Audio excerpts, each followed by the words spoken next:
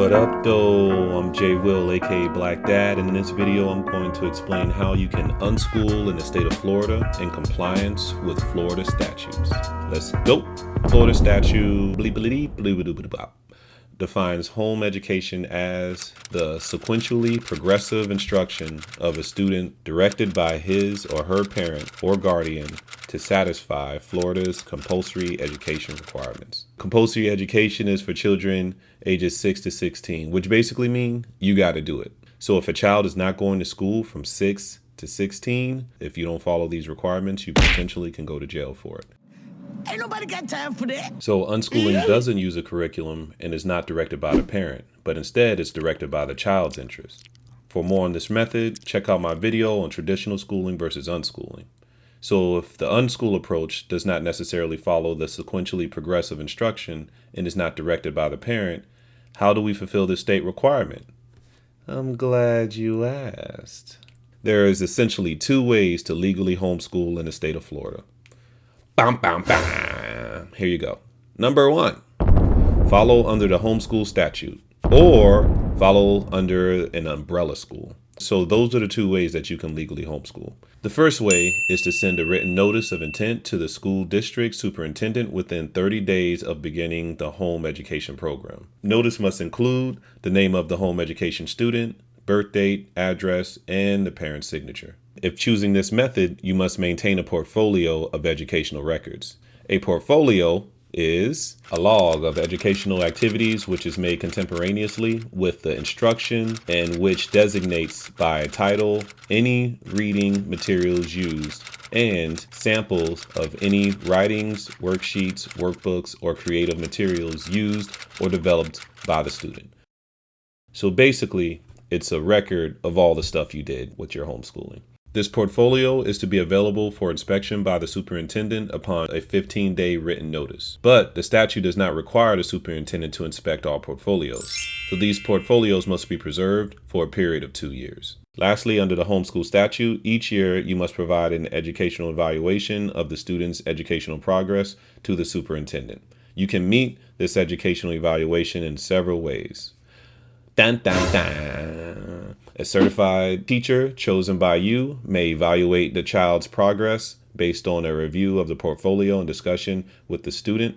Number 2, the student may take any nationally normed student achievement test administered by a certified teacher. Number 3, the student may take a state student assessment test at a location and under testing conditions approved by the school district. Number 4, the student may be evaluated by a psychologist holding a valid active license. Or number 5, the student may be evaluated by any other valid measurement tool as mutually agreed upon by the parent and the superintendent. If you choose option 1, to have a teacher evaluate your child's progress, you have complete autonomy in choosing your Florida certified teacher. So each teacher has different specialties, portfolio preferences, and a pricing range from anywhere between $25 to $90 per child. I'm a certified Department of Education teacher who is unschool friendly. So if you're in the state of Florida, holla at your boy. The other option to homeschool in Florida is to use an umbrella school. Technically speaking, this is not known as home education under the Florida statute, but instead it falls under private school option. These umbrella schools are private schools that are registered with the Florida Department of Education. And with overseeing your homeschool program, by registering through an umbrella school, your homeschool program will be supervised by them rather than overseen by school officials. Technically, children enrolled in an umbrella school are considered private school students, where you are considered their teacher. The umbrella school may have certain baseline requirements, such as reporting attendance periodically. The umbrella school also has the power to approve or disapprove of your curriculum and have the power over your child's transcripts and diploma. The umbrella schools differ in terms of what they may offer, so you may have to shop around and find an umbrella school that fits your needs. But the good news is that most umbrella schools are free $99.